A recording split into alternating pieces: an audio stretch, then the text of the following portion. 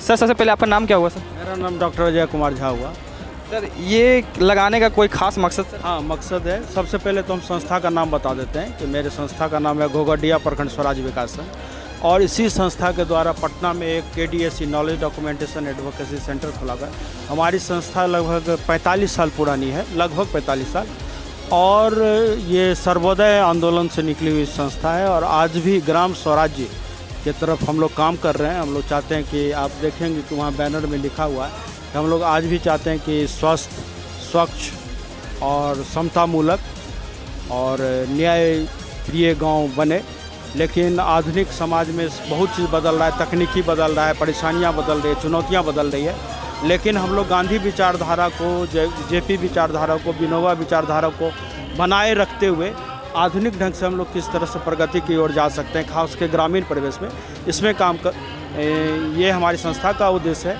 और इसके लिए हम लोग बहुत तरह का काम करते हैं, जैसे कि सबसे पहले लोगों का सशक्तिकरण है, नारी का सशक्तिकरण है, उसका संगठन बनाना है, उनके शिक्षा, स्वास्थ्य, उसके बाद पर्यावरण, जलवायु परिवर्तन अनुकूलीकरण, आपदा जोखिम न्यूनीकरण, स्वास्थ्य में भी जो हम लोग का है एलोपैथिक के साथ साथ आयुर्वेद का भी प्रचार प्रसार, जड़ी बूटी पर जो आधारित अपनी प्रणाली थी, प्राचीन प्रणाली, उसका हम लोग विकास करते हैं। और उस सब संबंधित जो हम लोग का जो मॉडल रहा है, उस मॉडल का ही प्रदर्शनी है, ताकि हम लोगों को जागरूक कर सकें कि विकास का एक वैकल्पिक मॉडल भी है, जिसको हम अपना के अपने गांव को स्वस्थ, समृद्ध, स्वच्छ और उसको जलवायु अनुकूल बना के आपदा के जोखिम से बचा के रख सकते हैं, ताकि हमारा आने वाला पीढ़ी भी जो है, जो किसी तरह के परेशानी से बच सके। वो परेशानी चाहे प्राकृतिक संसाधनों का अभाव हो, पानी का अभाव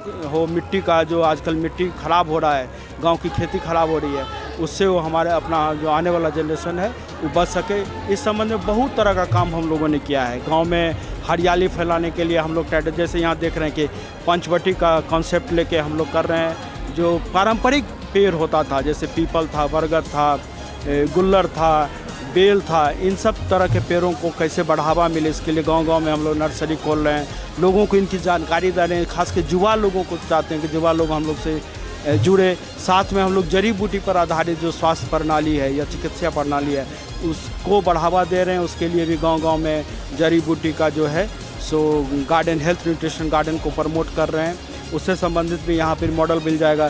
जो CBDRR है, आपदा जोखिम न्यूनीकरण, समुदाय आधारित आपदा जोखिम न्यूनीकरण है, उससे संबंधित हम लोगों का अपना मॉडल है, जो कैसे हम लोग बाढ़ के प्रभाव से और ये अन्य आपदाओं, भूकंप के प्रभाव से, ठनका के प्रभाव से, अगलगी के प्रभाव से, जितनी भी प्राकृतिक आपदाएं हैं या मानव निर्मित आपदाएं, उन आपदाओं से हम अपने गांव को, अपने परिवार को किस तरह से सुरक्षित रख सकते हैं। और सबसे अहम बात, जो आजकल जलवायु परिवर्तन का एक बड़ा चुनौती आया है, जलवायु परिवर्तन के कारण निरंतर बराबर जो आपको एक्सट्रीम वेदर इवेंट्स हैं, चरम मौसमी घटनाएं, जिसमें कि ठनका होने की घटना काफ़ी बढ़ रही है, लू की घटना बढ़ रही है, शीतलहर की घटना बढ़ रही है, बारिश अनियमित हो रहा है, तो इन सब से भी हम अपने खेती, अपनी जीविका और अपना जीवन को कैसे बचा के रख सकें, इसके बारे में संदेश देता है। और उससे संबंधित मॉडल ही हमारे पास है।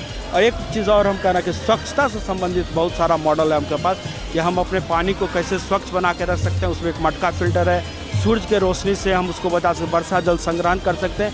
एक लेटेस्ट टेक्नोलॉजी का मॉडल आया है, जिसमें बड़े पैमाने पर हम पानी को स्वच्छ करके, खास के बाढ़ के दिनों में लोगों को शुद्ध पानी उपलब्ध करा सकते हैं। यही इसका मकसद है। सर का मॉडल, यहाँ पे बहुत सारे मॉडलों को तैयार भी किया गया है, और वो समाज को जागरूक करने का प्रयास कर रहा है। घर घर जाकर यहाँ पे मॉडल भी लगाया गया है, ताकि समाज जागरूक हो सके और हर जनता जागरूक हो सके, ताकि तकनीकी मॉडल से काम कर सके।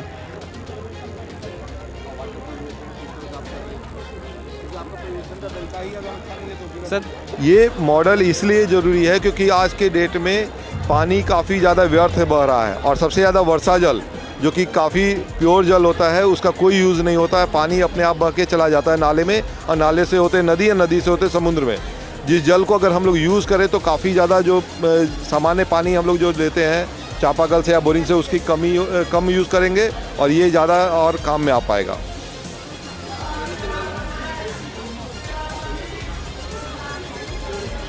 ये वाला क्या है सर?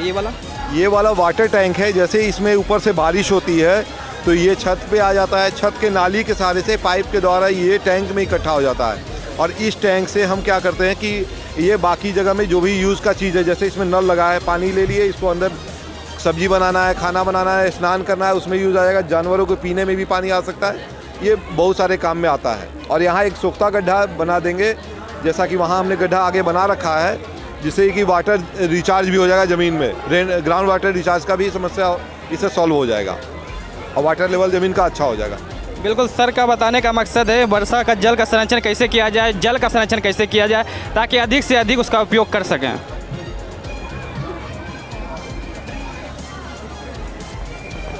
सर, सबसे पहले आपका नाम क्या हुआ सर? मेरा नाम रमेश कुमार है। इस मॉडल है कि चूँकि ये जो आप देख रहे हैं कि बिहार डिजास्टर मैनेजमेंट अथॉरिटी का ये स्टॉल है, हम लोग उनके साथ काम करते हैं। तो हमारा ये कि जो जितनी भी आपदाएं होती है, उस आपदा में हम जल किस तरह से सुरक्षित जल लोगों को मिले, उसी के लिए ये है।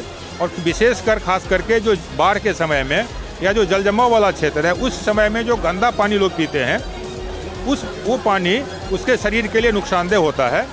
कई तरह की बीमारियां होती है, जो जल जनित बीमारियां होती है। तो उस जल जनित बीमारियों को कम करने के लिए, लोग स्वस्थ रहें, उसके लिए ये मॉडल हम लोगों ने बनाया है। ये जो मॉडल है, ये पानी को साफ़ करता है, गंदे पानी को साफ़ करता है। साफ़ करने के बाद इसमें क्लोरीन भी है। तो ये पूरी तरह से ये पोर्टेबल वाटर है, ये सुरक्षित पेयजल है, जिसको पीने से लोग स्वस्थ रहेंगे और जो जल जनित बीमारियाँ हैं वो बीमारियाँ नहीं होगी। और ये इसमें बहुत ज़्यादा खर्च नहीं है, ये कम खर्च में है। और इसको हम लोग विशेषकर जो बाढ़ प्रभावित क्षेत्र हैं, उन क्षेत्रों में हम लोग इसका उपयोग करते हैं। चाहे सुपौल है, पूर्णिया है, मधुबनी, दरभंगा, इन क्षेत्रों में हम लोग इसका उपयोग करते हैं। और हमारी जो संस्था है GPSBS, यूनिसेफ और BSDM भी हम लोग मिलकर इस काम को करते हैं। बिल्कुल, सर का बताने का एक ही मकसद था कि जल को संरक्षण कैसे करें, जल को कितना साफ रखें ताकि स्वस्थ रहे, आदमी भी स्वस्थ रहे और जल भी स्वच्छ रहे।